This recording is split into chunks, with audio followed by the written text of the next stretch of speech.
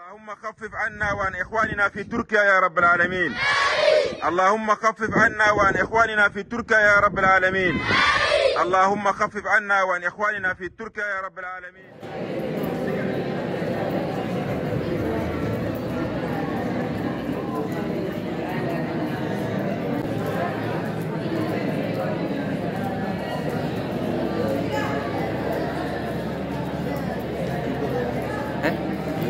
لا إله إلا الله الحليم الكريم.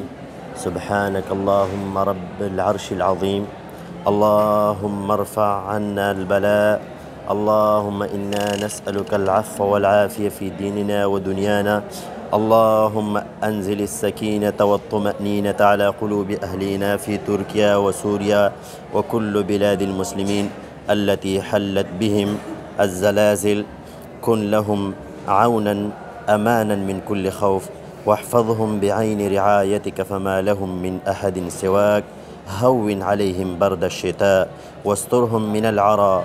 اربط على قلوب المنكوبين وامن بالشفاء للمصابين، واحفظ بلادنا وبلاد العالمين. اللهم إنا نسألك العفو والعافية في ديننا ودنيانا. اللهم إنا نسألك الهدى والتقى والعفاف والغنى. ربنا فاغفر لنا ذنوبنا وكفر عنا سيئاتنا وتوفنا مع الأبرار.